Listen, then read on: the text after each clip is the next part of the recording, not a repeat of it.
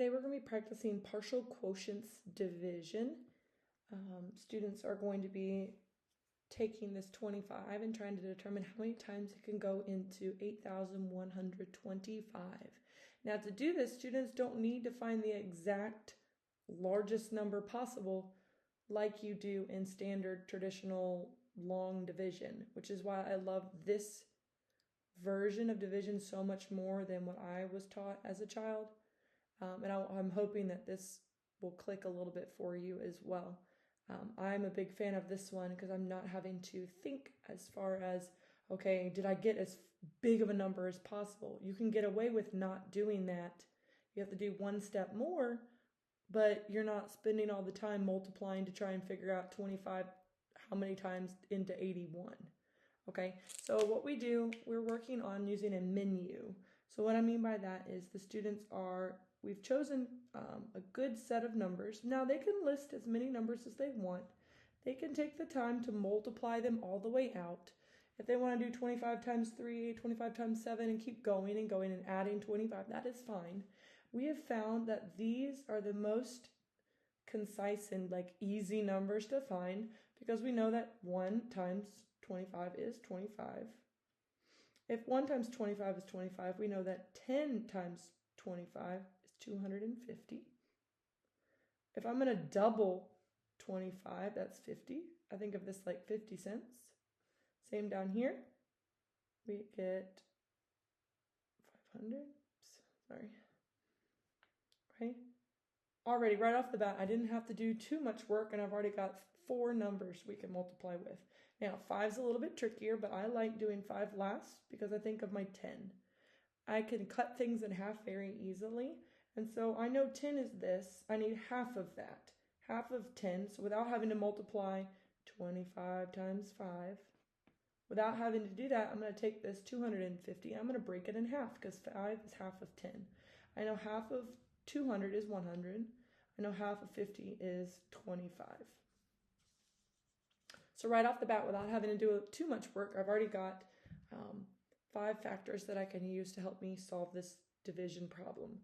All right, so the next thing that I'm going to be doing is I'm going to be looking at the numbers that I have and trying to determine which ones I can take out of here. Now, I can just take out 25 if I want.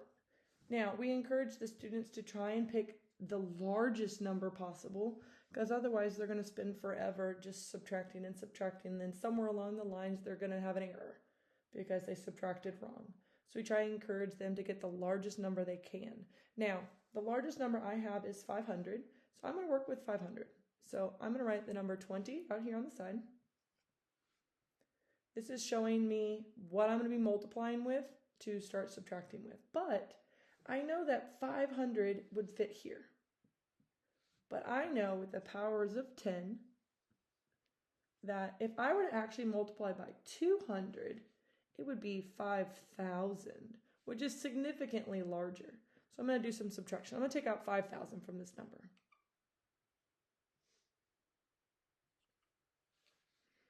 Right?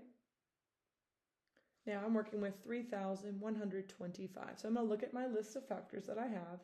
Okay, well, 5,000 would be too much. I could do 500, but I think I'm actually going to do, I'm going to do 100.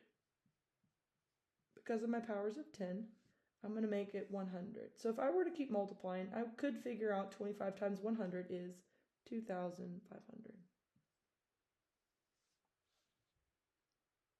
Okay, I'm going to do some subtraction there. Okay, gotta borrow. There we go, 625. All right, my number's getting a little bit smaller. I'm almost done. So 625, okay, 500 would definitely work. So I'm gonna multiply by 20 because it's really close. And this time I'm really just doing 20. I'm not adding any more place values or anything like that because 500 is very close to 625. Okay, I'm going to do some subtraction here. I have 125 left over, and look at that. I have one right there. So I'm writing the numbers on the side to help me keep track of which numbers I've multiplied with to get me these numbers. Okay, now you might be wondering, okay, where is the answer? Well, my answer is actually floating around in this area right here. Let me circle it for you. All of this right here is actually my answer.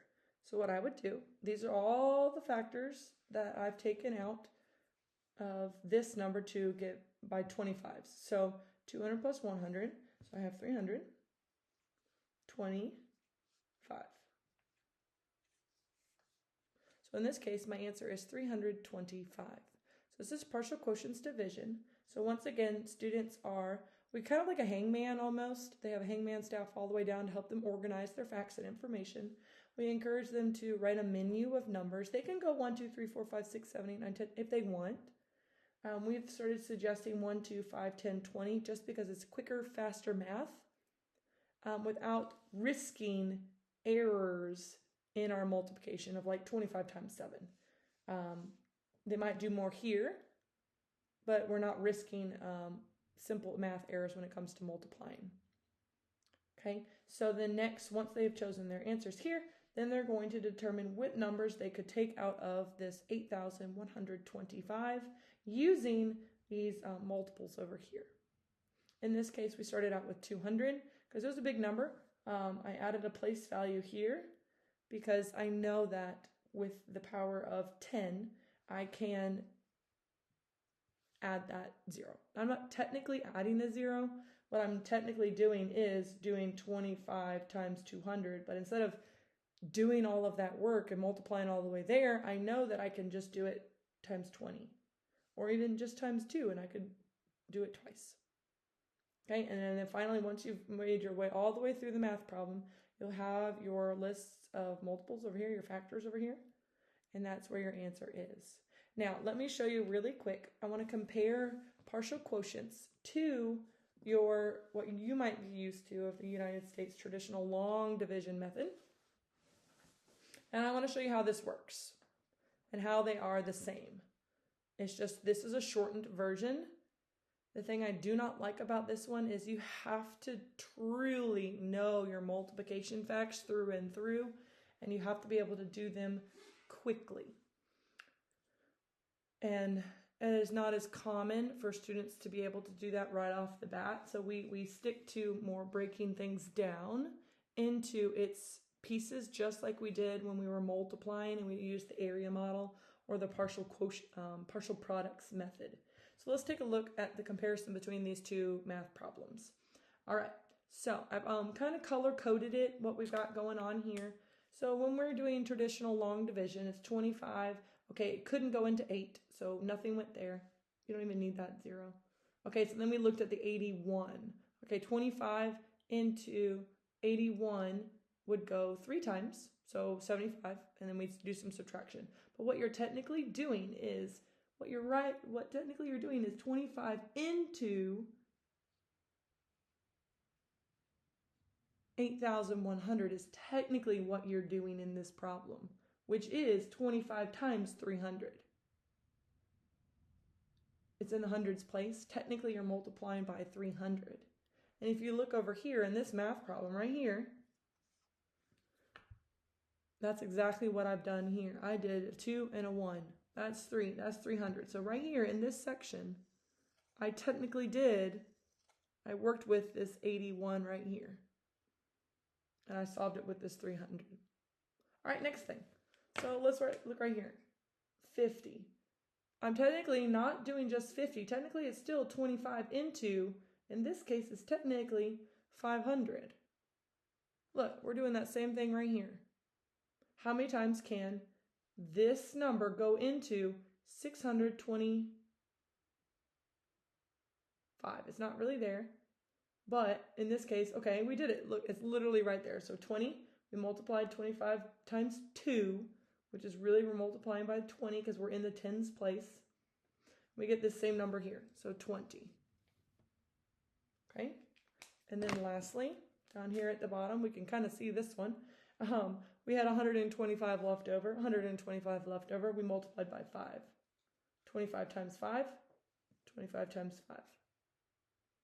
So when you're confused of why we are breaking things down more this way, this gives students a chance to be a little bit more fluid in their math. They could choose multiplying by 5 first. Maybe they wanted to take out the 125 to start off. That's fine. This gives them the freedom of choosing which multiples to take out first. This one, the disadvantage to this one is if you mess this up along the way, your answer is going to be wrong. This one, students have a little bit more wiggle room on what factors to take out as they're working, which is why I'm more of a proponent for this one. Big fan of this one since I've learned it, since I've started teaching. As far as similarities go, this is where they're similar. So we're still holding these place values. So we really technically multiplied by 8,100 in this first row. Same over here. We did 8,100. Okay, and then we keep on going down through the problem. If you have any questions, please feel free to reach out, and I would be glad to help you.